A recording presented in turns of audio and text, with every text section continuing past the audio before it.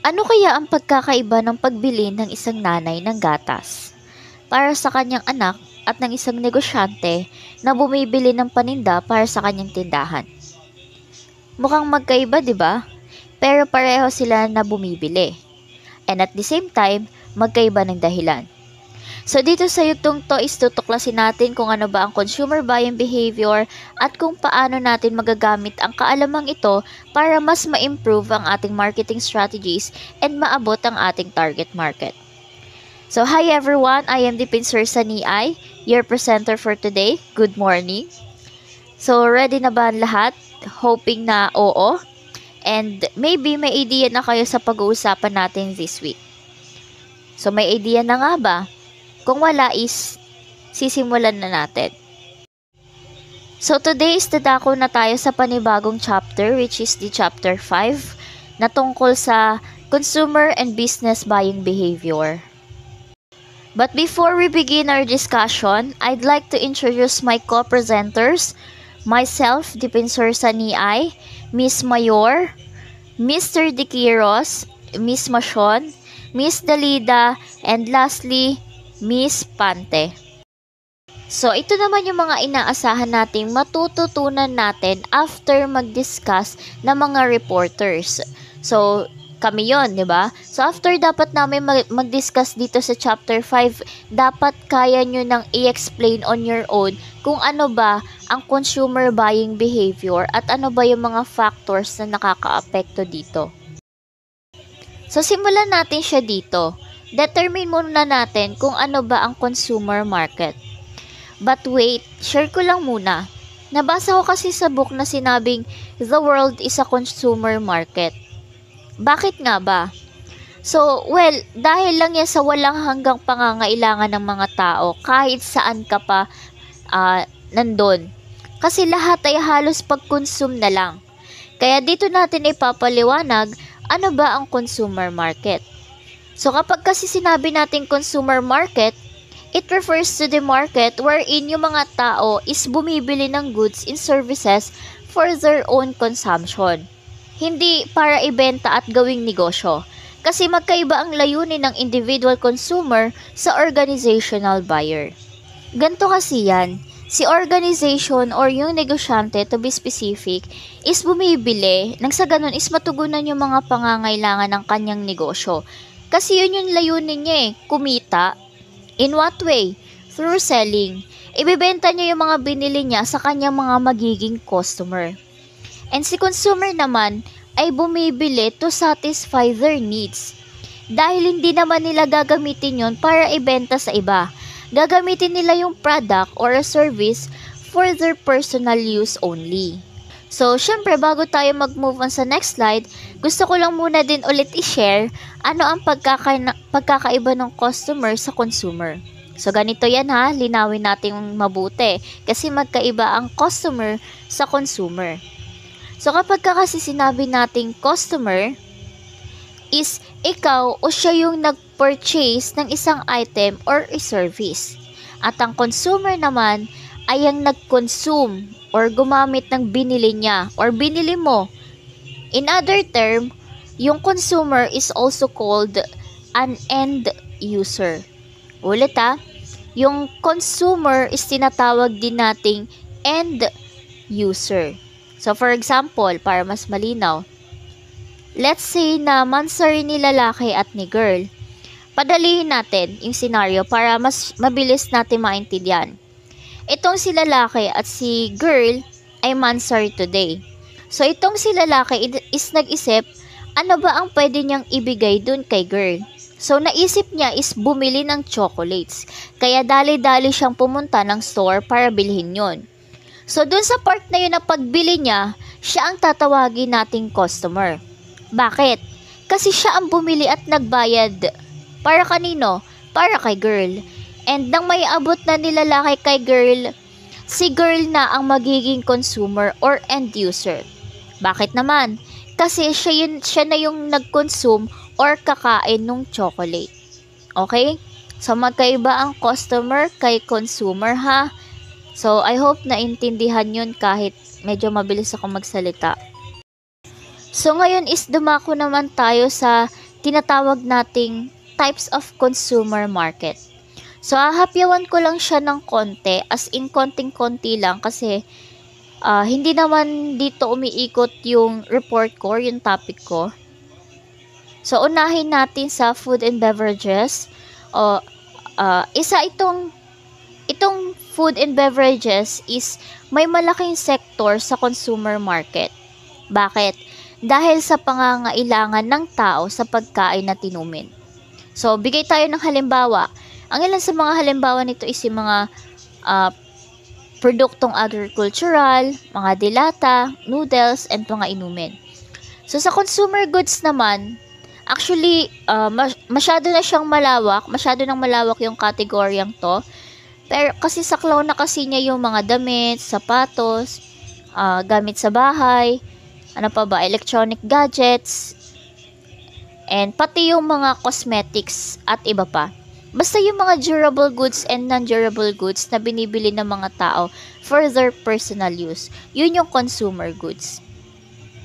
So, sa retail naman, ang retail naman kasi is a process of selling ng mga products to the end consumer. And ito ang pinaka-final stage ng supply chain.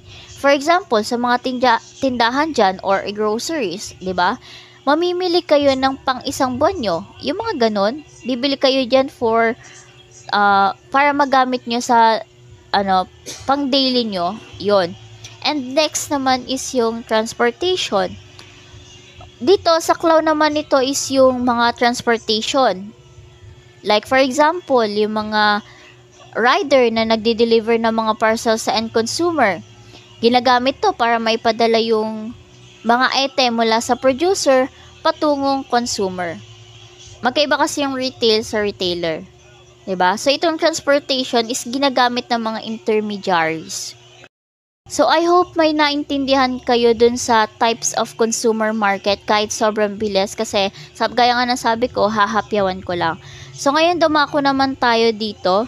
So itinatanong dito sa slide na to is ano nga ba ang middleman? So ang sabi kasi is yung middleman plays the role of an intermediary in a distribution or transaction chain who facilitates interaction between the involved parties. So in short, sila yung mga tagapamagitan mula producer to consumer. At ang middleman ang tinatawag nating intermediaries. So para mas maintindihan natin, proceed tayo kagad sa next slide para maipaliwanag ko ng mas maayos. And makapagbigay na din ng halimbawa. So dito sa slide na to, makikita ninyo yung picture na inattach ko dyan. Makikita nyo na kung ano ba ang middleman. So kapag napansin nyo yung ikalawa, proceed tayo sa ikalawang picture. Diba makikita nyo si producer, retailer, consumer? So mula to kay producer, bibili si retailer kay producer. Ngayon, dadalhin kay retailer. Ngayon, si retailer yung magbibenta kay consumer. So, dun sa part na yon, ang nagsilbing intermediary or middleman nila ay si retailer. So, sa ikatlo tayo, si producer, wholesaler, retailer, consumer. Ngayon, si producer, bibentahan niya si wholesaler. Ngayon, si wholesaler, magbibenta naman kay retailer.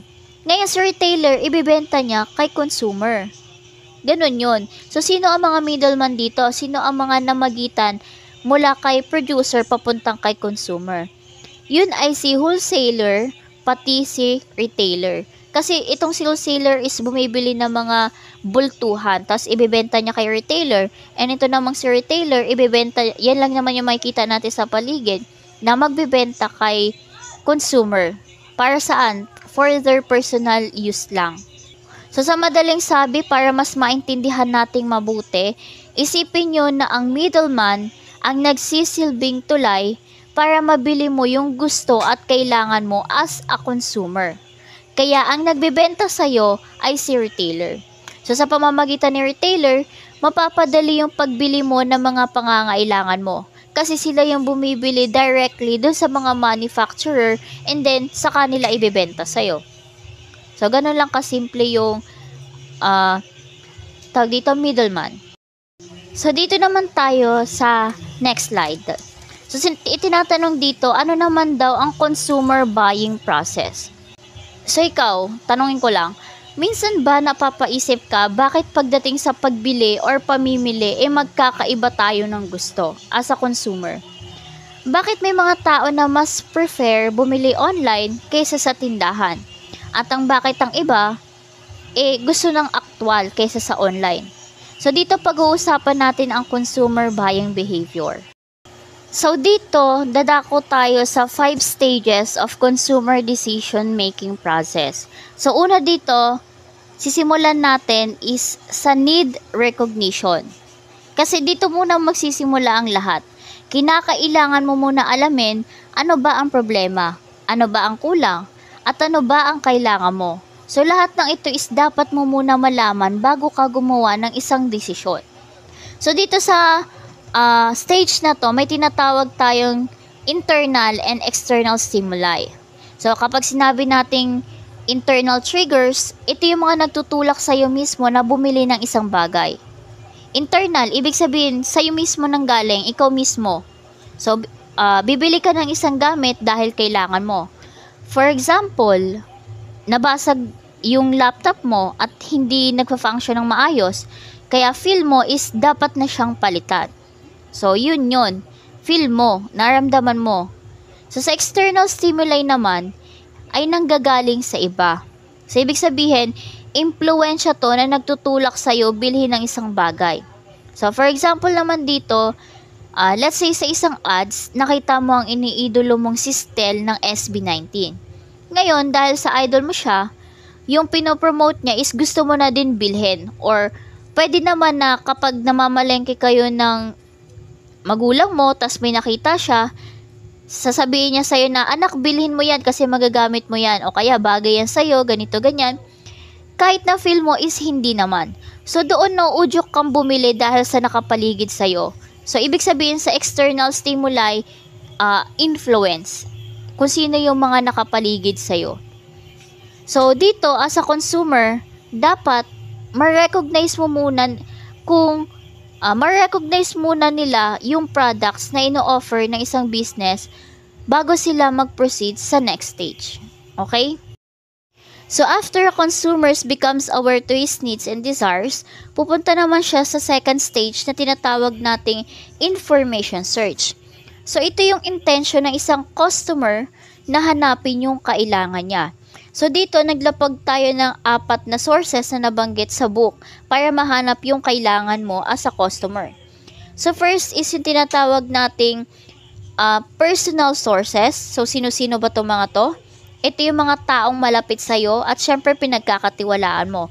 For example, isama natin dito yung pamilya mo, magulang mo, mga kamag-anak, kaibigan, pati mga katrabaho mo, basta pinagkakatiwalaan at malapit sa'yo. So, paano mo hihingin yung mga information na to?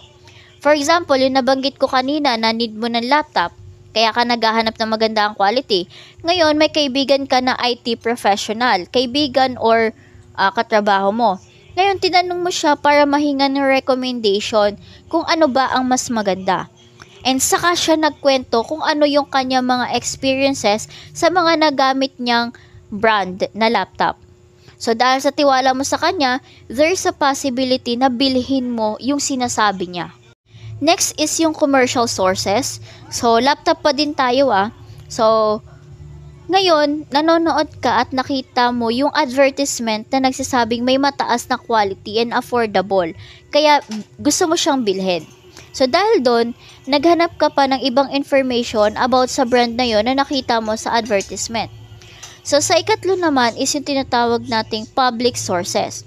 Ito, ang mga halimbawa nito is yung mapapanood mo siya sa radio, TV, magazine, newspaper, and etc. Okay? Public sources nga And lastly, dun, yung tinatawag naman nating experimental sources. So, dito mo gagawin yung subukan yung mga items. So, for example, sinubukan mo lahat ng laptop kung ano ba ang pinakamaganda. And after mo masubukan lahat yon, may isa kang napili dahil sa tinest mo to. Okay? Ang keyword lang naman sa experimental is nasubukan mo, na test mo. So sa pamamagitan kasi ng apat na nabanggit na sources na to, matutulungan ka as a customer makapag-desisyon. So after the information search, tutungo naman tayo sa third stage. So may tinatawag din tayong evaluation of alternatives. So ito yung ikatlong stage ha. So dito sa part na to, dito tayo magko-compare ng mga products. So doon lang tayo lagi sa laptop. For example, yung laptop, sinubukan mo siya kanina. Ngayon, since nasubukan mo lahat yon, i-compare mo sila sa isa't isa.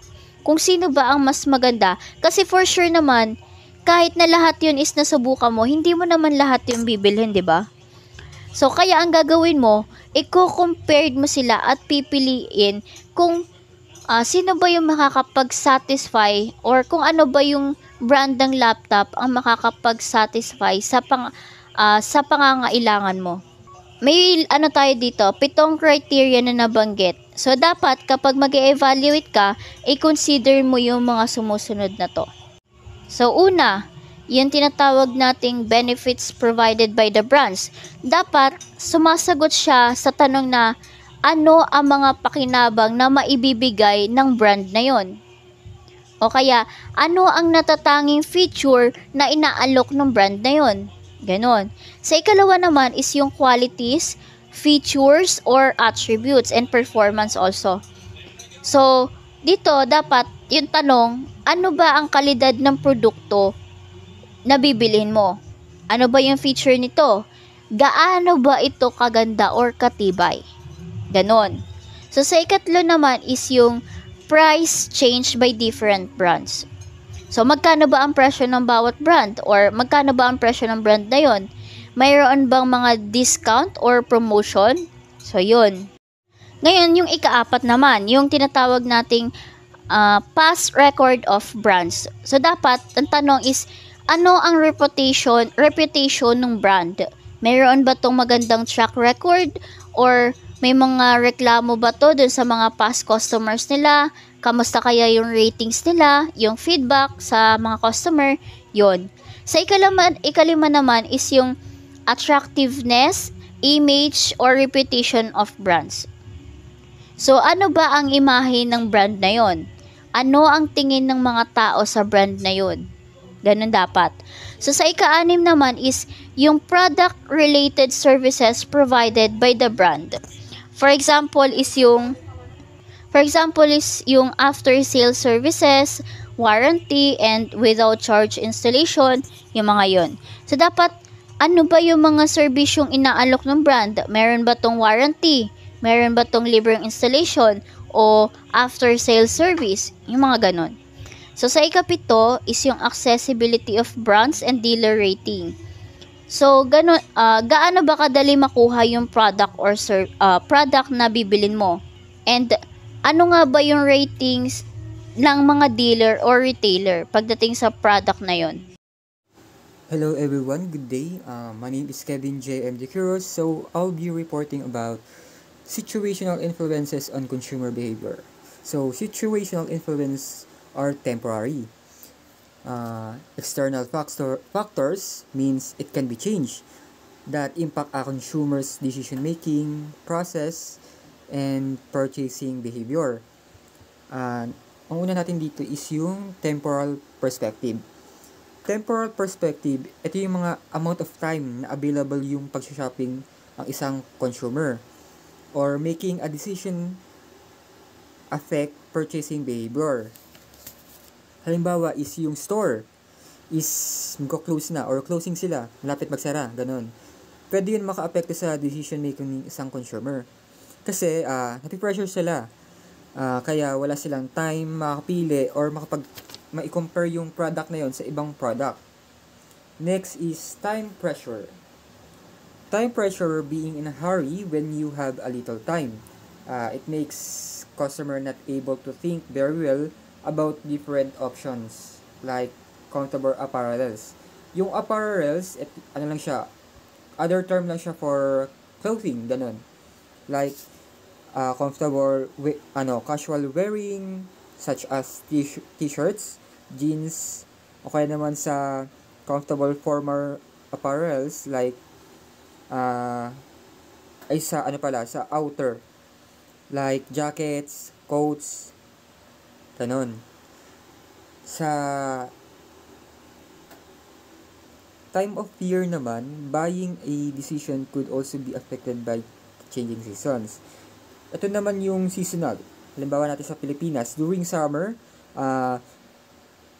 people or tayong mga Pilipino is tend tayo bumili ng mga more comfortable na damit. Like pang summer, ganun. Para maging comfortable tayo.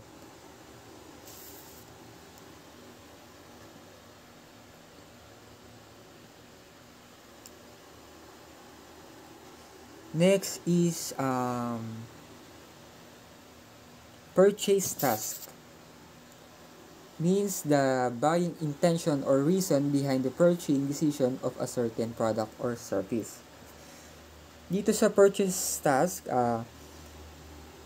consumer focus on personal preference, price, and functionality. For example, when buying gifts, ganon. Consumer often spend more and focus on presentation. Yung kumbaga ano ba yung itsura ng isang sabi natin product na yon or brand. Nagkakaroon dapat ng emotional value yung isang product na yon. Halimbawa natin na product dito is yung luxury watch, like ano ba yung mga mamahaling watch, gano'n. Yung luxury watch na yon is iririgalo yun sa birthday nila.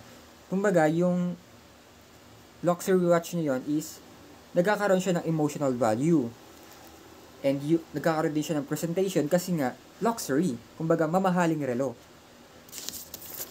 Next is social surrounding. Social surrounding oftentimes are purchased and influenced by the presence of other members of the society while in shopping activity. Ito daw yung mga presence of others like friends, family, or even strangers na pwedeng maka-apekto sa isang consumer behavior. Consumer behavior may feel pressure to impress. Example, ikaw, gusto mong ipakita na successful ka, kaya bibili ka ng expensive foods, gadgets, and other stuff na pwede mong ipagmayabang or ipamukha na successful ka para lang ma-impress mo sila. Or pwede rin yung mga kaibigan mo na is iPhone user sila. Siyempre, ikaw, sa circle mo, napipressure ka. Kasi ikaw lang yung, kunwari, halimbawa ikaw lang yung Android. So, ang gagawin mo, hindi pwede yun. Kaya ang gagawin mo, bibili ka ng iPhone. Next is atmospheric in the physical surrounding. Atmospheric in physical surrounding, ito yung nagre-refer siya sa shopping environment that influence consumer behavior. First is point of purchase displays.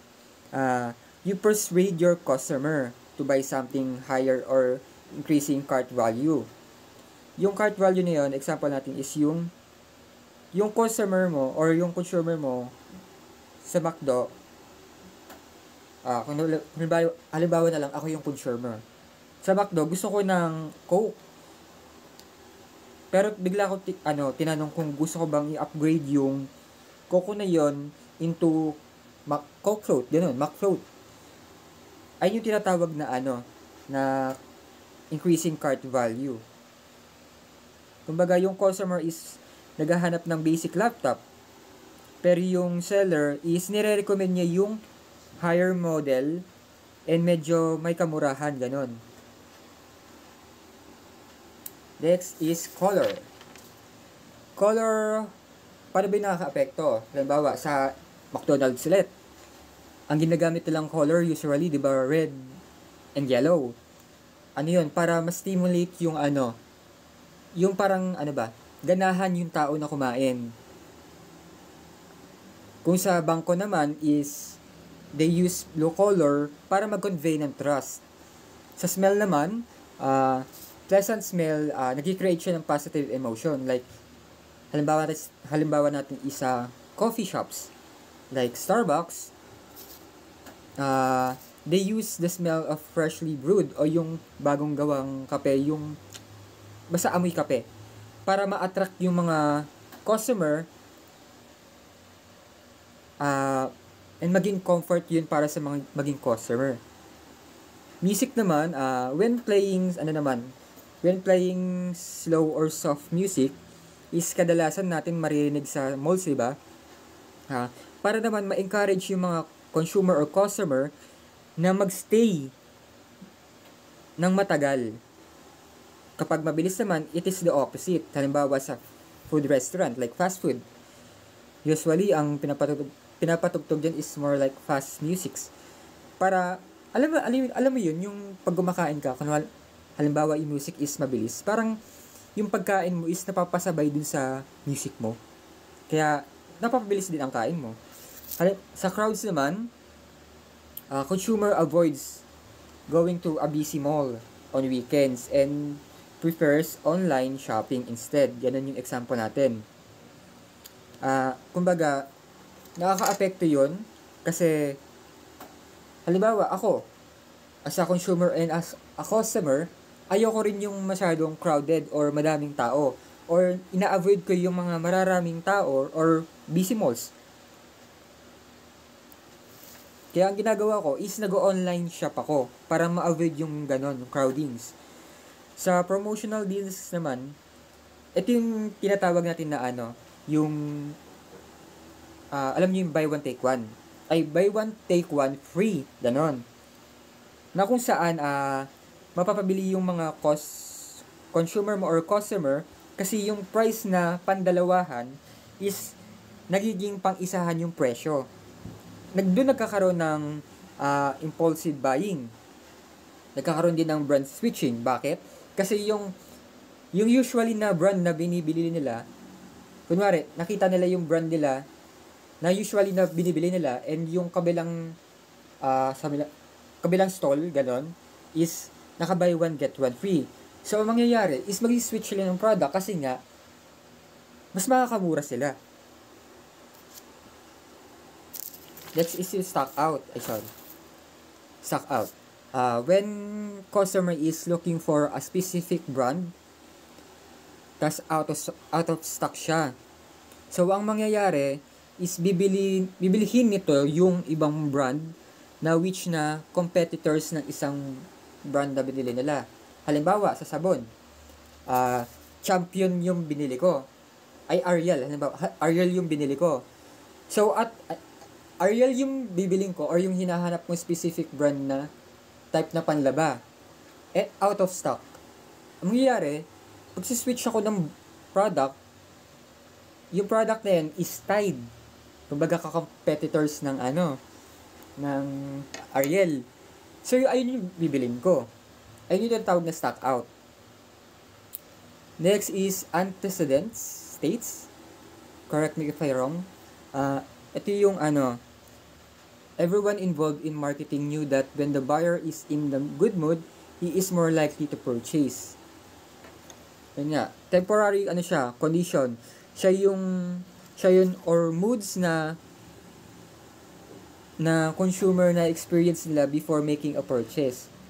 Halimbawa, nakalagay dyan na happy people or yung mga taong good mood, ganon. Happy shoppers might buy something skincare. Like luxury skincare para i-treat nila yung sarili nila. Tapos ang sasabihin nila is, deserve ko naman to. Ganon. O kaya naman pag stress ka or malungkot, 'di ba kadalasan naman diyan is alak yung binibili mo para ma-feel better ka lang. Ay yung tinatawag nating about sa momentary moods. Sa momentary condition naman, ito naman yung halimbawa is sa financial condition. Yung current financial state ng isang tao is, sabi natin, a person who got his bonus.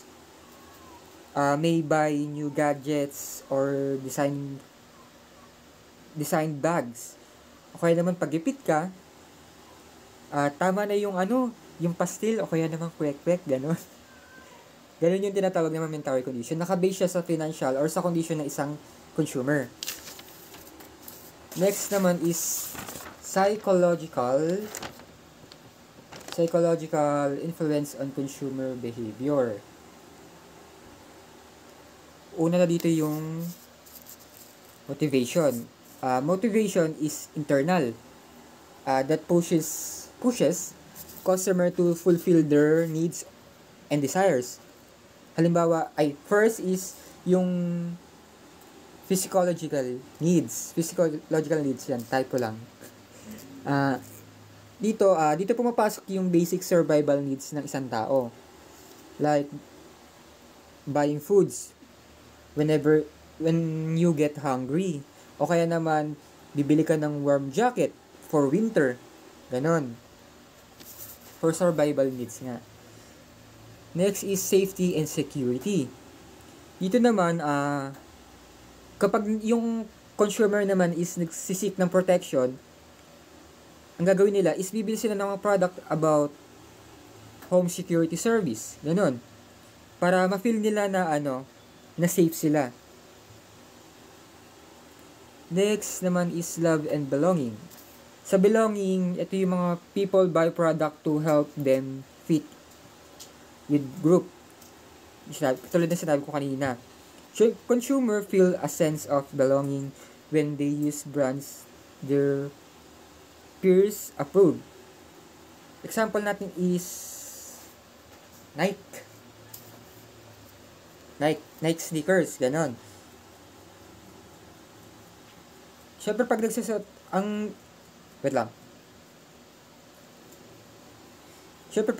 sila ng branded na sapatos or Nike, kumbaga parang parang pinapakita nila sa purse nila na may bago silang shoes or branded na sapatos. And ang nangyari dun is approve yun para sa mga peers nila. Sa love naman, buying flowers naman. Kumbaga, psychologically, na-influence yung consumer kasi pag binibilhan mo yung partner mo ng isang flowers, is parang nagkakaroon ng closer to loved ones, yung pagbili mo ng flowers. Sa esteem naman, halimbawa ako, bibili ako ng luxury items, like cars. Parang nagigain ako ng social status or approval sa ibang tao. Sa self-actualization naman, ito naman yung mga people na nagsisik ng personal improvement. Halimbawa, ako gusto ko ng personal improvement. Ang gagawin ko is mag-enroll ako sa mga master's class. O kaya naman gusto ko ng self-improvement about kung paano makatulong sa earth, ganon. Bibili ako ng mga eco-friendly fashion brands, ganon. Next is perception. Consumer perception concerning a product and a brand also based on impact on his buying decision. First is selective attention. Selective attention, ito yung mga nagfo-focus sa kung ano yung mga relevant lang sa isang consumer. Halimbawa ako, gusto ko mag-shop ng new smartphone. Ang gusto ko lang pansinin is yung about sa phone lang. Ayoko pansinin yung mga about sa cars. Kumbaga, nakafocus ka lang sa kung anong gusto mo or select lang yung gusto mong attention. Halimbawa, sa ads, ganun. Ang pinapansin mo lang na ads is about smartphone. Kasi nga, dun ka interesado. Hindi mo pinapansin yung mga ibang ads na katulad ng kotse, ganun. O kaya naman, pag vegan ka, hindi ka tumitingin ng ads or hindi mo pinapanood yung mga ads katulad ng McDo. Kasi nga, hindi siya vegan. Kumbaga, pinapanood mo lang yung mga relevant sa'yo. Dito man sa selective distortion, i-interpret lang nito yung message na kung saan in a way that aligns their belief. Halimbawa, sa health ng isang tao or sa food. Sa a person who believe in organic foods benefits may dismiss studies that claim no difference. Alam niyo yung mga bias kayo sa isang product na pinapaniwalaan yung good siya or may benefit siya. Pero sa studies is wala naman talagang nag-claim na may ganong benefits talaga. Kumbaga parang personal beliefs niya lang siya. Sa selective retention naman, ito naman yung mga natatandaan mo lang na information na align dun sa mga personal interest mo. Halimbawa, sa food restaurant, dito sa food na to, sa food restaurant na to is yung paggawa nila ng food is pangit yung siserve nilang food or pangit yung lasa. Matatandaan mo yun na itong food restaurant na to is pangit yung pagkakagawa nila ng pagkain dito. Ganun ang selective retention. Good day everyone. So ang next topic is about sociocultural influences on consumer behavior. Meron tayong mga social factors like family, friends, groups, education, and pag-uusapan natin dito kung paano naiimpluwensyahan ang mga social factors na mga nakaugilian, nakasanayan, paniniwala, interest, or tradisyon natin pagdating sa buying behavior natin as a consumer. So, first is culture. Sa culture, ito yung nakaugalian or paniniwala ng bansa natin or ng bansa nila. For example, tayong mga Pilipino, mahilig tayo sa mga handaan. So, during Christmas or birthdays, hindi naman pwede na hindi tayo maghahanda. I mean, pwede pero dahil nakaugalian na natin, nasa mindset na natin na dapat bumili tayo ng ganito, dapat bumili tayo ng ganyan, dapat meron din tayong ganito, dapat meron din tayong ganyan. So, naiimpluwensyahan ng nakaugalian natin, mga Pilipino, yung buying behavior natin. Next is family. Ang family natin ay may malaking influence pagdating sa buying behavior natin. May mga nakasanayan or nakaugalian na tayong binibili dahil sa family natin. Kumbaga, hindi na siya mawawala sa sistema natin kasi habang tumatanda tayo, na-observe natin yung buying behavior nila and then na-adapt natin yon lalo na ng mga parents natin. Merong two ways kung paano naiimpluwensyahan ng family natin when it comes sa buying behavior natin. First is influence the personality, attitude, belief, and characteristic of a person. For example, lumaki ako sa family na nakaugalian kumain ng mga healthy foods. So, habang tumatanda ako, nagiging habits ko na din bumili ng mga healthy foods like vegetables, fruits, kasi na-adapt ko na yon sa family ko. Second is influence the decision making of a person on the acquisition of some goods and services. Dito naman, ginaguide nila tayo sa bibili natin. Kumbaga, bibilin mo yan kasi nirecommend nila sa'yo based dun sa experience nila sa product na yon. For example, bibilin ko tong cereal na to kasi sabi sa akin ng kapatid ko, etong brand yung bilin mong cereal kasi based sa experience niya, masarap yun and worth it.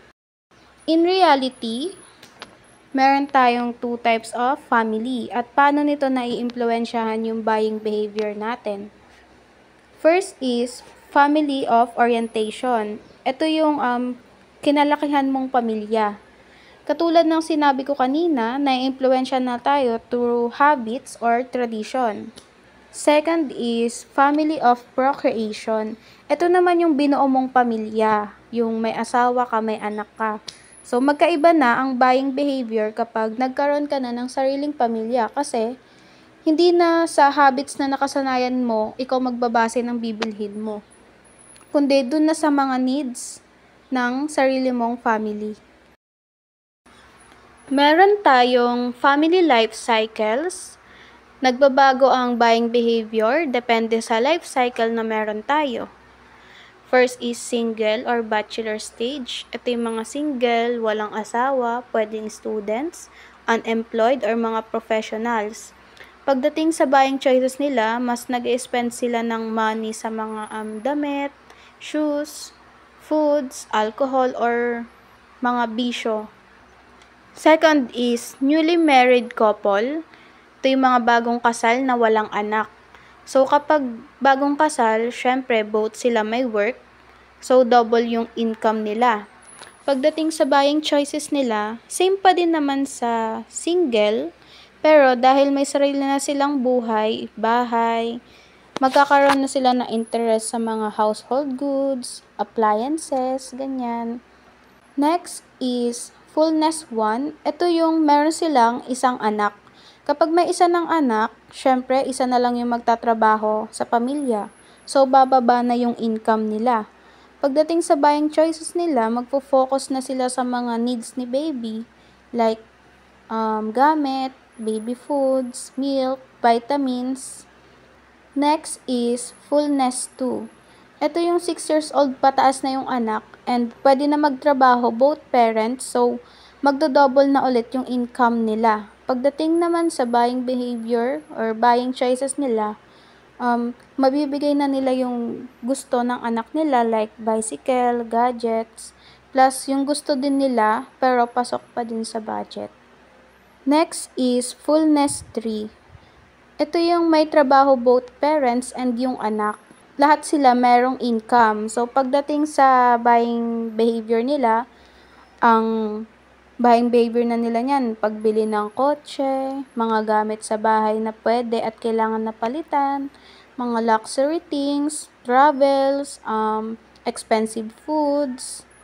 Next is emptiness 1. Ito naman yung anak is wala na sa poder ng magulang. So, pagdating sa buying behavior, hindi na sila madalas makakaranas ng mga travels, mas magpo-focus na lang sila sa mga needs nilang bilhin like foods, clothes, jewelries. Next is emptiness 2. Dito naman si breadwinner is retired na, so bababa na yung income nila. Pagdating sa buying behavior, sa buying choices, mas magpo-focus na sila sa health condition, like medicines and mga healthy foods. Next is solitary survivor. Sila yung mga married couple na may trabaho pero namayapa na. So, pagdating sa buying behavior, if buhay pa sila at nagtatrabaho, panigurado meron silang maayos na income.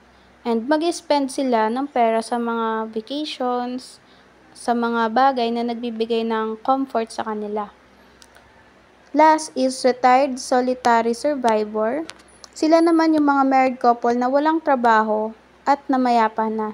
So, since konti na lang yung pera nila, pagdating sa buying behavior nila, they spend less but still buy things for comfort. They may also look for love, care, and safety. So, they might join clubs or group for older people to make friends. Social class. Meron tayong iba't ibang buying behavior depende sa posisyon na meron tayo. Meron tayong different social classes which are low, middle, and high. And meron silang different lifestyle and shopping habit depende kung nasa ang posisyon ka. For example, kung nasa high class ka, syempre ang bibilin mo yung mga luxury things, damit, kotse, sapatos, kung anong gusto mo kasi may pera ka eh. Pero kung nasa middle class ka naman, syempre, magiging practical ka sa mga bibilin mo. Mas magpo-focus ka sa mga products na affordable and pasok sa budget mo. Reference group. Sila yung group of people na ini-impluwensyahan yung isa't isa na bumili ng iisang product. And merong iba't ibang role sa reference group. First is si initiator. Siya yung magsasuggest ng product na bibilhin nila. And then, papasok si influencer. Siya naman yung magbibigay ng opinion. about sa product na sinuggest ni initiator. And then, si decision maker, siya yung magdidesisyon na bilhin na natin yung product na yon. And then, papasok na si buyer. Ito na yung bibilin na nila yung products. Roles and status.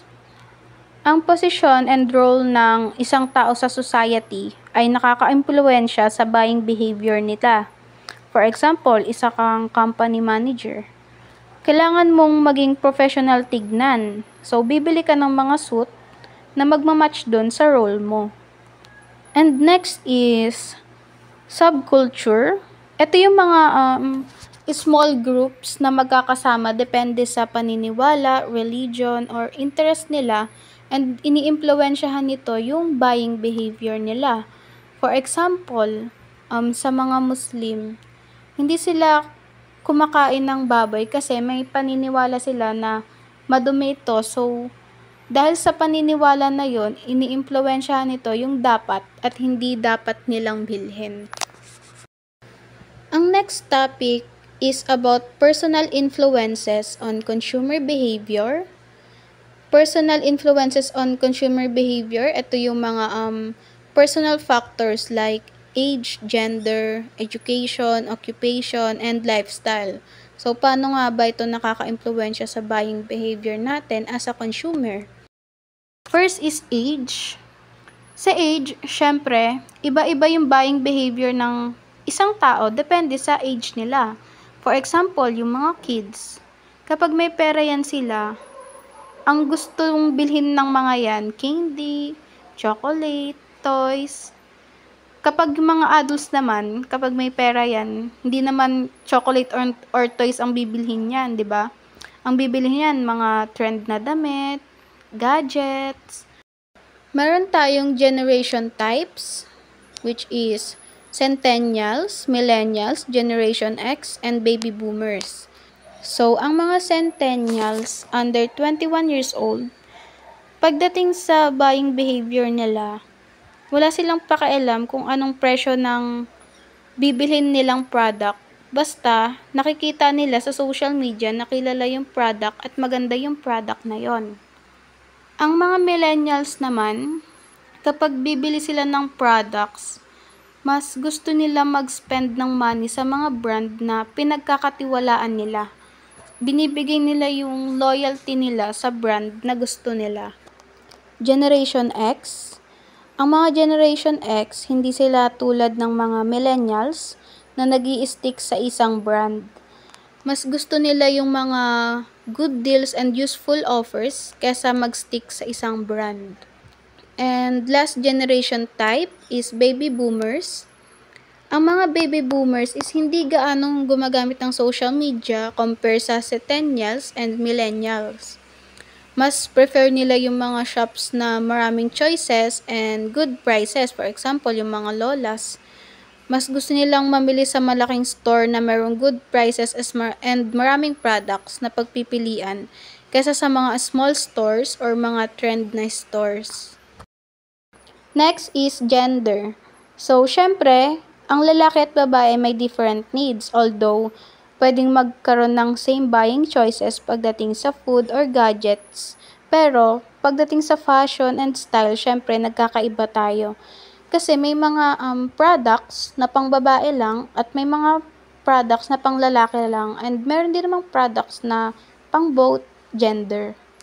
Next is education. So, sinasabi dito na kapag educated person ka, mas wise ka mag-isip pagdating sa buying behavior mo. Mas pinag-iisipan mo mabuti yung mga bibilin mo kasi mataas yung level ng judgment mo at na-apply mo doon sa mga products na binibili mo at bibilhin mo. Next is occupation. People choose products depende kung anong trabaho or profession ang meron sila. For example, doctor ka. Siyempre, ang mga bibilhin mong products is yung may related sa pagiging doktor mo, yung magagamit mo sa trabaho mo. Last is lifestyle. Lifestyle affects what people buy. For example, ako, habit kong mag-exercise every morning.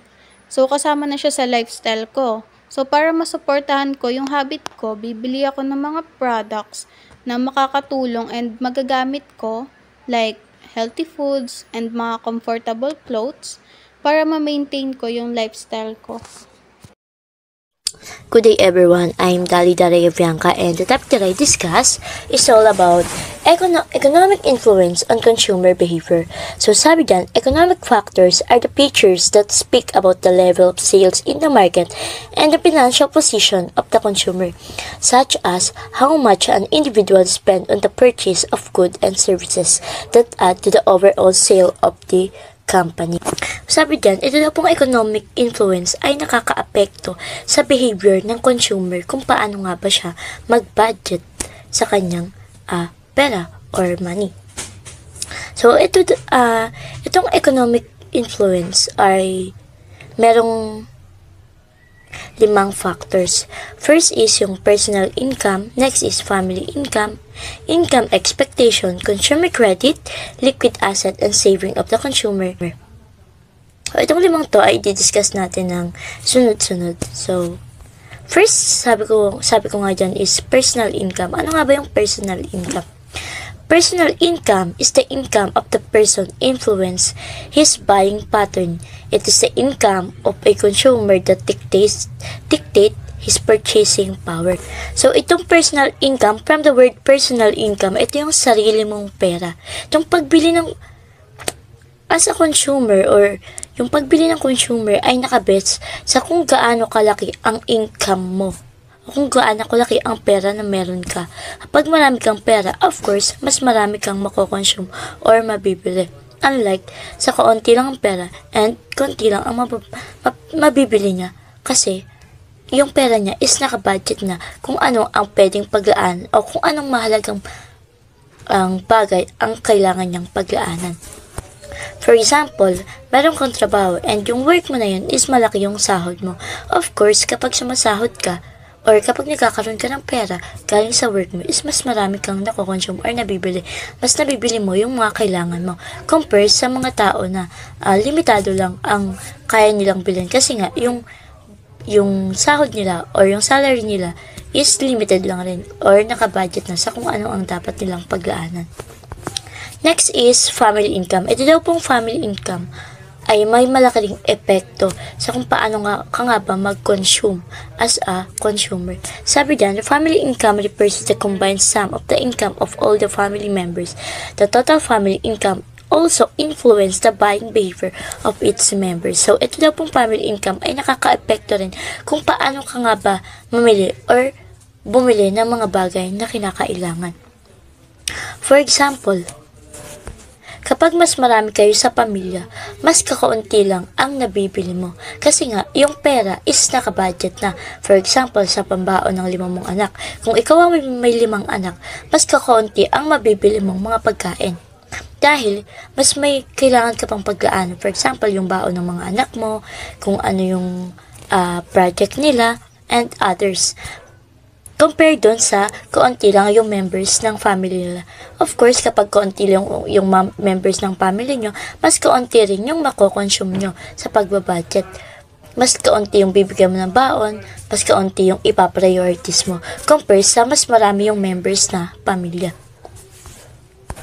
Kung kayo ay marami sa pamilya, of course, mas malaki yung gastos nyo. Compare sa kakaunti yung pamilya, kakaunti yung members, mas kakaunti yung makokonsume nilang budget. Next is income expectation. Itong income expectation ay isa rin sa nakaka-apekto sa behavior ng isang consumer. Sabi dyan, income expectation influence buying behavior. If a person expects their income to rise, they are more likely to spend on luxury items, durable goods, shopping goods. Conversely, if they expect their income to fall, they tend to reduce spending on such items. Sabi dyan, itong income expectation daw ay nakaka-apekto rin.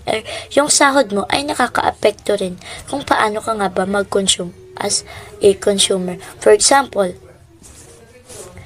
kung nag-expect ka na sa next month ay tataas na ang sahod mo kasi ikaw ay ma-hire as an HR assistant. So, mag-a-advance ka na alam mo na sa sarili mo na magkakaroon ka ng malaking sahod sa susunod na buwan. So, nag-expect ka na mas marami ka nang mabibili. Kasi nga, alam mo sa sarili mo na ma-hire ka na as an HR assistant. Itong income expectation ay may 2 types.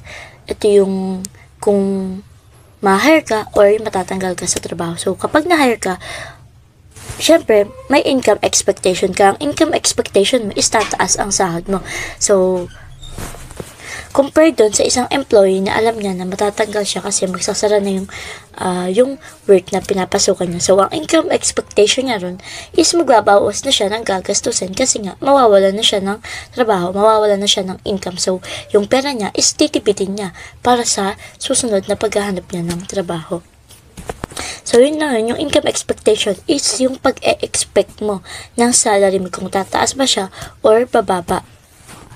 Next is yung consumer credit. So, itong consumer credit din daw is isa sa mga nakaka-apekto sa kung paano ko nga ba mag-budget or mag-consume as a consumer.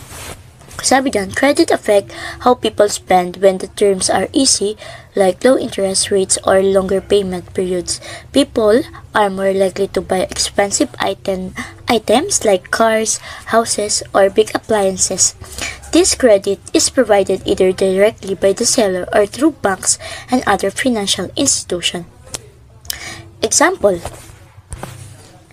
home credit. So, itong home credit na to is may mababang interest. So, ikaw, magkakaroon ka ng interest na i-grab yung opportunity na magkaroon ka ng bahay sa mababang interest. So, kapag nagkaroon ka ng bahay na hinuhulugan, so, syempre, mag-a-adjust ka din sa kung paano ka nga ba mag-budget. Kasi nga, nakabawas na dun yung para sa bahay. Kasi nga, syempre, nagbayad ka ng bahay, mababawasan yung income mo. And makaka-apekto din yun kung paano ka nga pa mag-budget. Kasi nga, babawasan mo rin kung ano nga ba yung kinokonsume mo bilang isang consumer. For example, kapag may utang ka, syempre, yung sahod mo na 5K is mababawasan yun. So, mag-a-adjust ka sa kung paano ka nga ba mag-budget sa sarili mo. Next and last one is yung liquid asset and saving of the consumer. So, what is liquid asset? Liquid assets influence a consumer spending behavior. If a consumer has more like liquid asset, they are likely to spend more on luxury items. On the other hand, if liquid assets are limited, spending on social or non-essential item decrease. Saving from income also impact spending. The more save, the less spend on other item, and the less save, the more spend on other things. So, itong liquid asset daw nito, ang example nito is yung cash or yung madali mong mabili. For example, kapag sabi dito, kapag yung pera mo daw is hindi nakalagay sa mga card, sa mga Gcash, is mas malaki yung magagastos mo or mas marami kang magagastos. Unlikely sa mga kung ang pera mo ay nilagay mo sa Gcash or sa card, syempre hindi mo siya agad-agad mabibili or mabibidyo. Kasi may specific lang na store na tumatanggap ng mga ganong payment. For example, sa tindahan, yung ibang tindahan hindi tumatanggap ng Gcash. So, may tendency na hindi ka makakabili agad. So, mababawasan yung kinokonsume mo. Kasi nga, yung pera mo is nasa Gcash. So, makakatipid ka. Kasi nga, hindi mo siya agad-agad magagastos. Kasi, di ba sa Gcash, kapag nag-cash in ka, may bayad. Kapag nag-cash out ka, is may bayad din. So, ikaw, as a consumer, manghihinayang ka na ilabas-pasok yung pera mo. Kasi, alam mo na may kaltas nga. Unlike sa kapag yung pera mo is nasa bag lang or nasa wallet, mas madali mo siyang magagastos ng walang alinlangan. Kapag gusto mong bumili ng pagkain, pwede kang bumili anytime. Kasi nga, wala naman siyang bawas. Unlike sa mga iba na may bawas talaga. So, ayun lang yun, yung liquid asset is isa rin sa nakaka-apekto sa consumer behavior. And ito rin ay nakakatulong para magkaroon ka ng savings or mas malaking ipon kasi mas nakakaipon ka na and naliles yung gastos mo.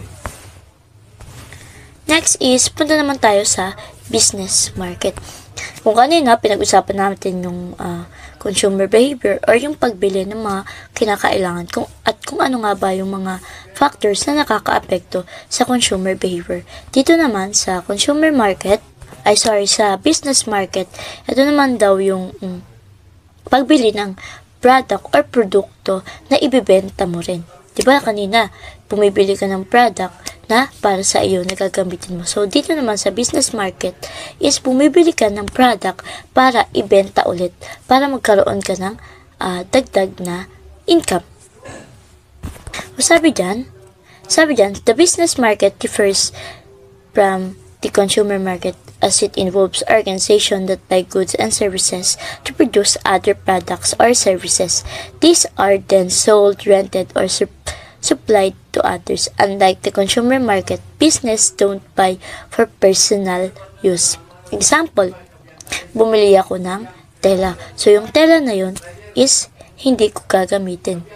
Ibibenta ko ulit siya. Or, another example is, bibili ako ng machine or makinarya and tela para gumawa ng mga damit na ibebenta ko. So, bumili ka ng tela, bumili ka ng makina para gumawa ng another product na ibebenta mo sa mga consumer. So, bumili ka ng product na alam mo na makakatulong sa'yo para gumawa ng produkto na ibebenta mo para bumalik rin yung ginastos mo. Bumili ka ng product hindi para gumastos, kundi para pagkakitaan mo. So, itong business market daw is, it has two types. The first type is a type of business market, and the second type is buying situation in the business market. So, ito yung mga susunod na i-discuss natin. So, sabi dyan, the first type is a type of business market. Sabi dyan, a business can sell similar product or service in a different way in various markets by modifying what is offered, the pricing, promotional strategies, and distribution channels. In addition to targeting a specific type of consumers or segment of a particular marketplace, business can fit their product and services to diverse type of macro marketplaces. Yung example dyan is yung McDonald's. Sabi dyan, ang business ay nag-aalok ng parehong product but different strategies. For example, McDonald's ay nag-aalok ng parehong fast food sa iba't ibang bansa. Ngunit, binabago nila ang menu upang umangkop sa lokal na panlasa. Sa India, nag-aalok sila ng vegetarian option tulad ng Makalut Tikki, habang sa Estados Unidos, mas marami silang beef-based product. Gayun din ang presyo at promotion ay naaangkop sa bawat merkado. So, anong pinaka-main point dito? Sa bawat bansa, merong fast food na McDonald's. Pero, iba-iba yung product or yung menu na sinesell nila. Or iba-iba yung menu na pinopromote nila dahil alam naman natin na iba-iba ang panlasa ng mga tao. Depende sa kung saang lugar ka nakatira. Kung dito sa atin, gusto natin matamis, sa other country is gusto naman nila na matabaw. So, itong strategies na to is nakakatulong din kasi naa-adapt nila yung mga dapat na gawin sa business. Nagkakaroon sila ng strategy na ganito yung gawin nila na iba-ibahin at iayon nila sa kung ano nga ba yung gusto ng tao, sa kung saan place nakalagay yung business mo. Sa ganitong paraan, parehong produkto ang ibinibenta, pero ang strategy sa pricing, promotion, at distribution ay nag-iiba depende sa merkado or depende sa kung saan nga sila nakalagay. It depends kung saang country sila nakatira. The last one is type of business market. Sa business market, meron tayong 3 factors din. Una yung industrial market. Industrial market involve companies that buy durable goods like machinery, materials, chemicals for production. Buyers are often manufacturers and sellers or suppliers specialized in providing these goods. Suppliers use consultative selling to help business meet their needs. Demand for industrial goods is inelastic, meaning price changes have little effect. Ang industrial market ay tumutukoy sa sektor ng merkado na nagbebenta at bumibili ng mga produkto at serbisyo na ginagamit sa proseso ng production or paggawa ng ibang produkto. Ito ay nakatuon sa mga negosyo at industriya na kailangan ng hilaw na materyales, makina, kagamitan o serbisyo para sa kanilang operasyon. For example, katulad ng example ko kanina, mga mananahi, bumibili sila ng makina, hindi para gamitin nila, kundi, of course, para gamitin nila, pero hindi para sa pansarili nilang interes, kundi para sa pagnenegosyo. Para magamit nila, magagawa sila ng mga damit na ipoproduce nila or ibibenta nila sa mga consumer. Next is yung resale market. Resale markets buy finished product and sell them to customers for profit without altering the products. This market include wholesalers, retailers, and distributors. Resellers help manufacturers reach consumers through marketing, transportation, pricing, and customer service. Sila yung tumutulong upang makilala at makarating sa iba't ibang lugar yung produkto na ginagawa ng industry or company industry. Itong mga reseller na to, ito yung mga tumutulong para mas makilala yung product na ginagawa ng pinaka-main na produkto. For example, yung Coca-Cola. Saan ba tayo bumibili ng mga Coke, ng mga RC? Diba sa tindahan na? But before makarating sa tindahan, marami yung pinagdaanan. Marami yung proseso na pinanggalingan. Hindi naman tayo bumibili sa kung saan talaga ginagawa. Doon tayo bumibili sa mga maliliit na stores na. Kasi doon na mas madali nating mabili compare sa mga gawaan talaga. Hindi naman tayo bumibili sa gawaan ng Coca-Cola kasi nga, hindi naman din pwede yun. Pwede yun sa mga tao na katulad ng reseller nga. Sila yung mga bumibili para mas madali nating mabili yung mga produkto na malalayo or alam natin na hindi natin kayang puntahan. Ano nga ba yung pagkakaiba ng wholesaler, retailer, at distributor? Itong si wholesaler, ito yung bumibili ng mga produkto ng maramihan mula sa mga manufacturer at ibinebenta ito sa retailer o ibang mga seller. Ito namang mga retailer, yung tungkulin nito is nagbebenta ng mga produkto direkta sa mga end consumers or sa mas maliliit na quantity katulad ng mga tindahan nga yung sinabi ko sa inyo kanina. Yung mga retailer nito, ito sila na yung mga nagbebenta sa mga tao na alam natin or katulad ko na hindi na nagbe-business or tinatawag na end consumers. Kasi doon na nagtatapos yung pagbebenta kaya end na. Last is yung distributor. Ito yung distributor naman, siya yung nagsisilbing tagapamagitan sa pagitan ng mga manufacturer at mga wholesaler o retailer. Tumutulong sila sa pamamahagi ng produkto at maaaring magbigay ng karagdagang serbisyo tulad ng marketing at customer support. Sa kabuuan, ang wholesaler ay nagbebenta ng maramihan sa mga retailer. Ang retailer nagbebenta sa direkta sa mga consumer at ang distributor naman ay nagsisilbing tulay sa pagitan ng mga manufacturer at reseller at nagbibigay ng karagdagang serbisyo. Next is government market. Government market are crucial especially in developing countries like the Philippines where the government is a primary buyer of goods and services.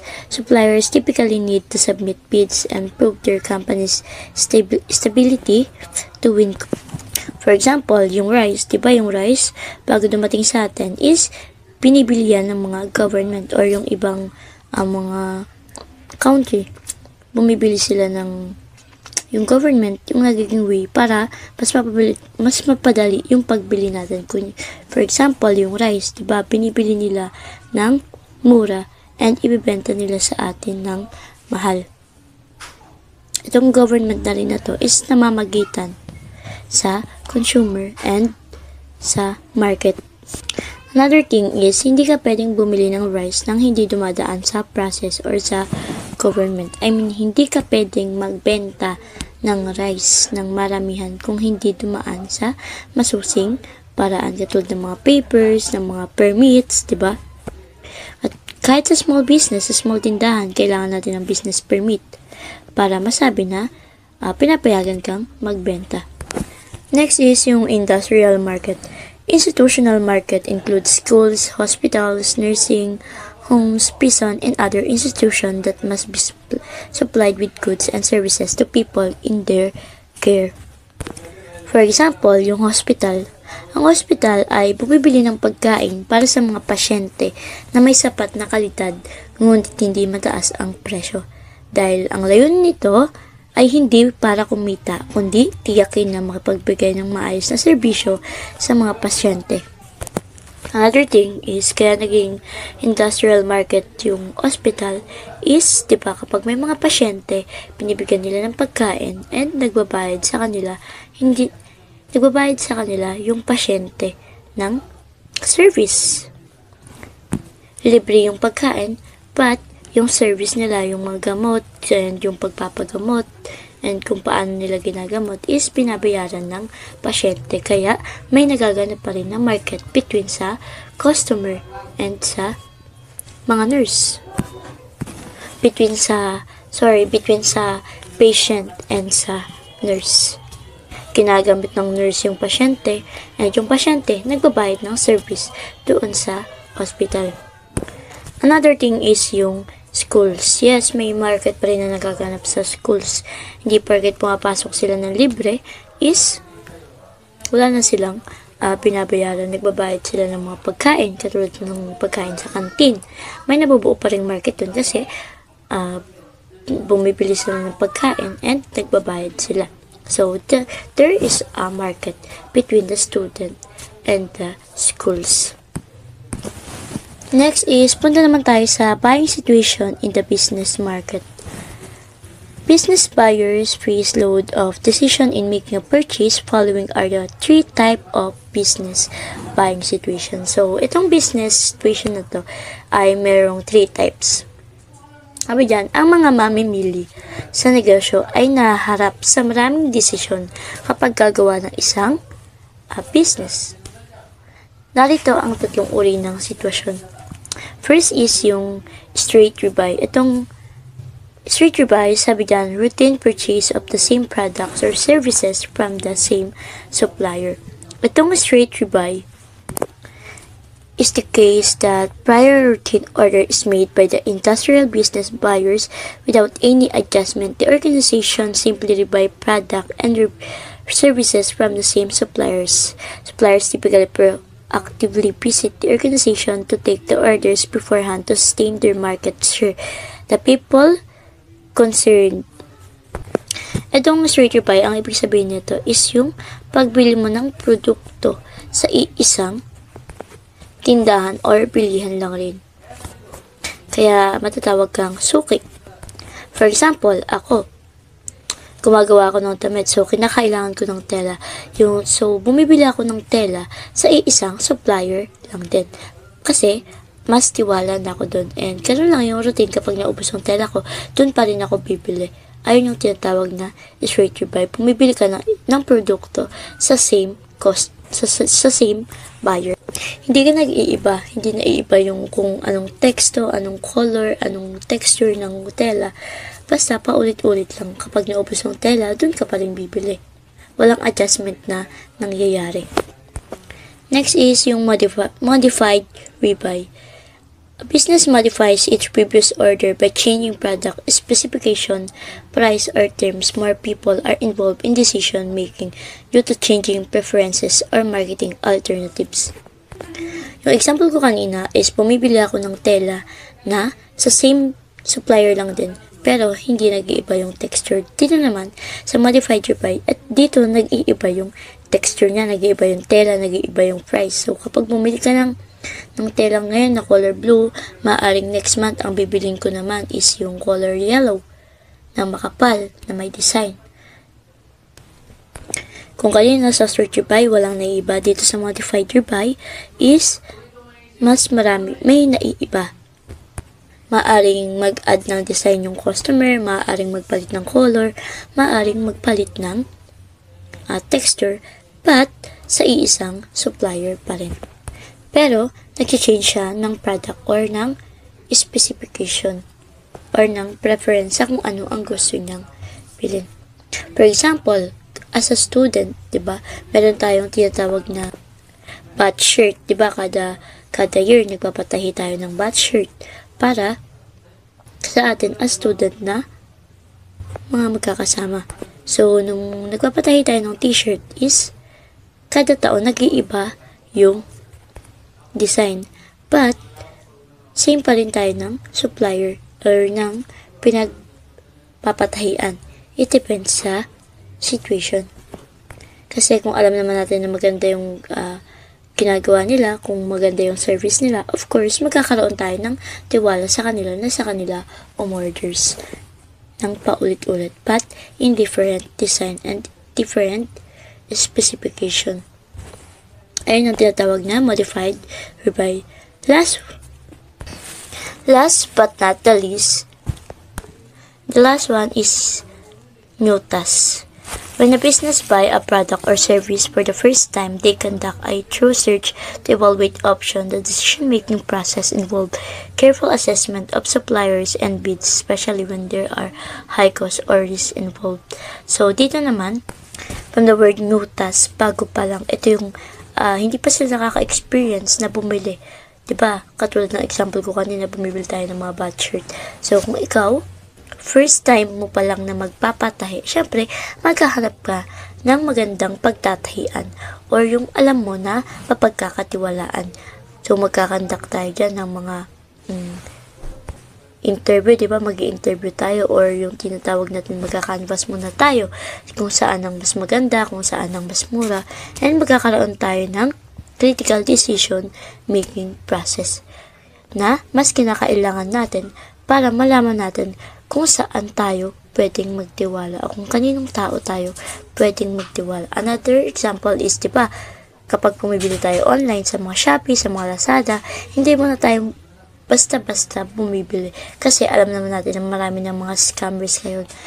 Ang ginagawa natin para magkaroon tayo ng tiwala na bumili tayo is tinitignan natin yung reviews ng mga ibang bumili na tinitignan natin kung legit ba or hindi yung pinibili nila para masatisfied tayo and bumili tayo sa product na binibenta or hinahanap natin. That's all. That's my report. I'm Dalida Reyobianca from Group 5 and thank you. Good day everyone. I'm going to discuss two topics. First one is the participants in the buying process and the second one is the business buying process. Participants in the buying process. So we have to recognize that most businesses or organizations have what's called the buying center. As you can see there, buying center, it would refer to the groups of people from within and or outside of the organization. They're responsible for identifying needs and the one who make purchasing decisions for the organization. So now let's talk about the members or the actors in the process. The first one, we have initiators. Initiators is the person who first notices the problem in the organization. So let's have an example. Imagine na yung bahay natin is isa siyang malaking organization, wherein ang matuturing kong initiator sa bahay na yon is si nanay.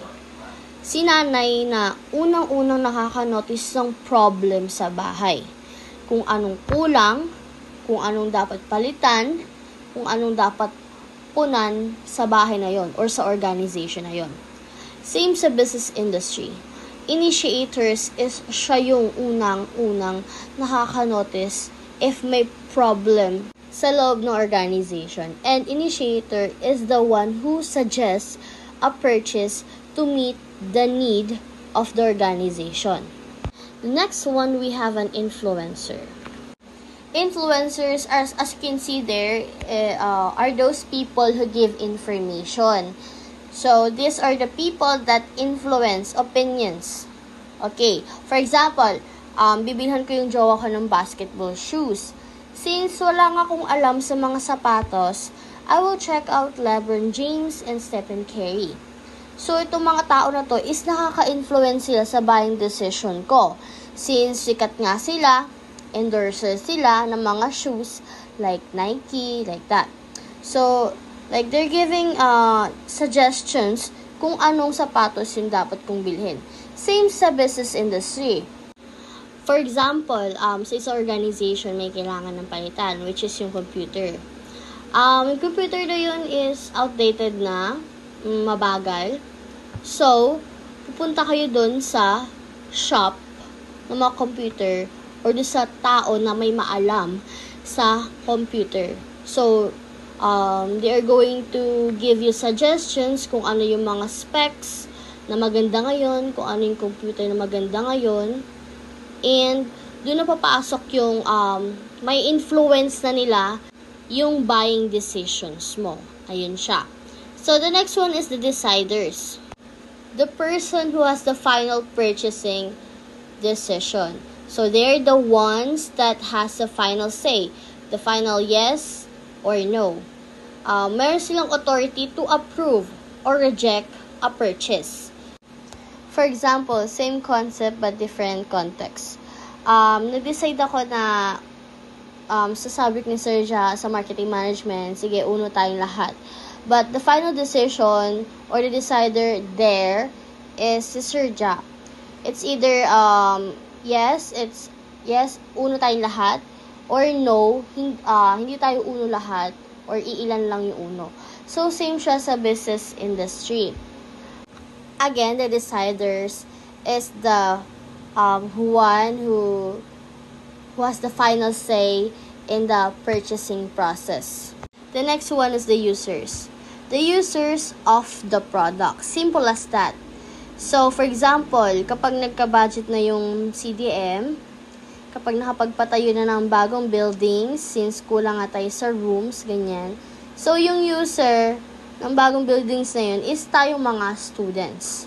So, same siya sa business industry. For example, sa factory, may nasirang isang machine doon. Then, gumawa na sila ng mga purchasing decision and nakabili na ng bagong machines. So, yung mga magiging users ng machine na yun is yung mga factory workers. The next one, we have the buyers. Buyers are individuals responsible for the actual purchasing of goods and services. Sila yung person who physically purchases the product. Sila yung person na pumupunta mismo dun sa store and actually buys the product. For example, si Lisa, inutusan siya ng mama niya na bumili ng itlog. Si Lisa itself, siya yung buyer. And then, yung buyer is sila yung nagbi-make ng decisions based on their needs, preferences, and budget na binigay sa kanya. Also, the buyer is the responsible to negotiate. So, for example, si Lisa bumili siya ng itlog. And then, yung magbabayad na siya, nakita niya yung itlog, yung isang itlog is may basag. So, responsible niya makipag-negotiate na kung pwede yung itlog po is palitan kasi baka pagalitan ka ni nanay mo. Pagalitan siya ni nanay niya, same siya sa business industry. Kapag palpak yung product, tingin mo, babayaran ka ba ng organization? Or, possible kasi na baka mag-abono ka pa dahil nga yung palpak yung product and also mawala ng tiwala sa yung organization. Next one is the gatekeepers. Gatekeepers controls the flow of information. So, for example, meron ako nalaman na product na effective sa akin.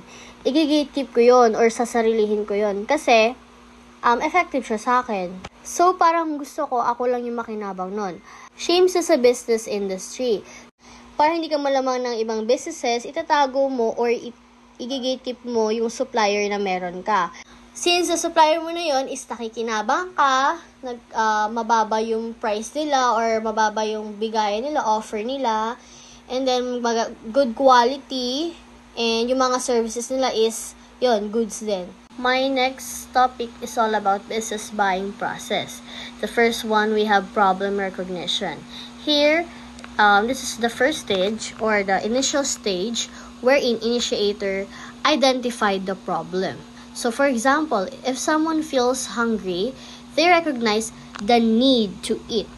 So, another example, if si nanay is nakita niya wala ng stocks yung ref nila, na-recognize na ni nanay na, ay, kailangan ng mag-grocery kasi nga, kulang na or wala ng stocks yung ref. Same siya sa business industry. For example, yung computer, yun nga, outdated na, mabagal na.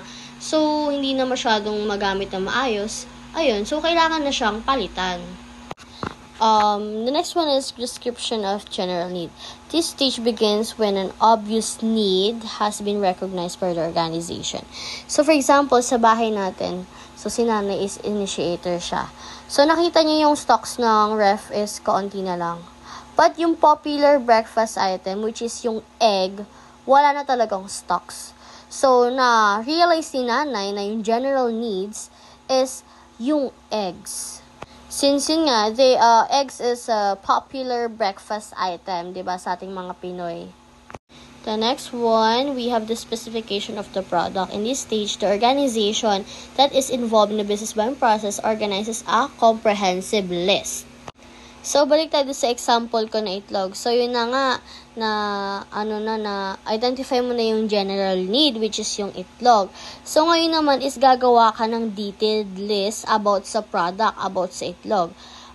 For example, yung size ba ng itlog is large, yung type ng itlog is organic, packaging, carton of a dozen, kailangan fresh to. Also, i-include mo yung quantity, also your budget. Okay, so once you've finished the detailed listing, pupunta ka naman ngayon sa search of supplier. Wherein magki-create ka ng mga list of potential suppliers. And then you will outline what they are looking for in supplier. The price, the quality, the location, like that.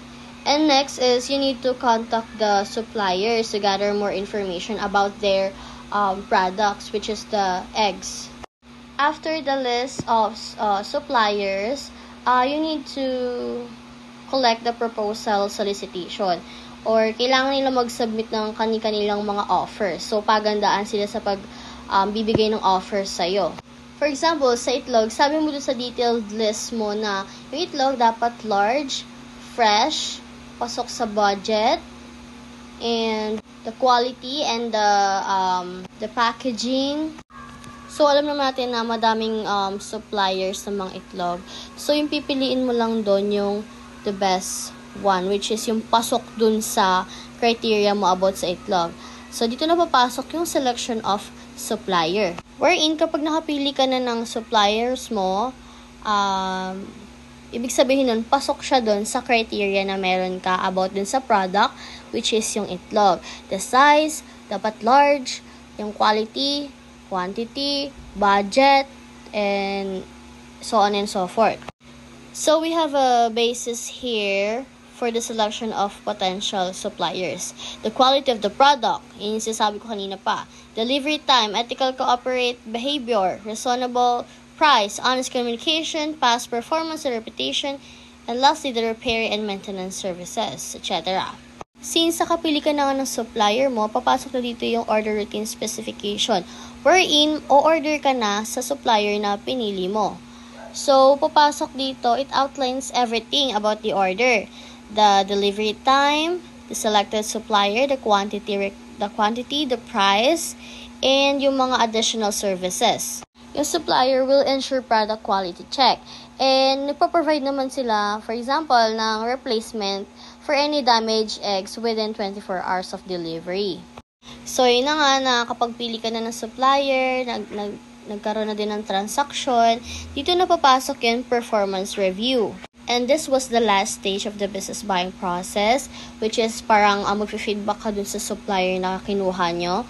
And if i-review nyo yung quality of the product, yung timeliness of delivery, yung communication, nag-response ba yung supplier within 24 hours, yung customer service nila, if may damage yung egg, they will provide another egg or papalitan nila yung egg, and the overall satisfaction of the organization. Kung satisfied ba sila dun sa performance na binigay ng suppliers. And that's all for my report. Thank you.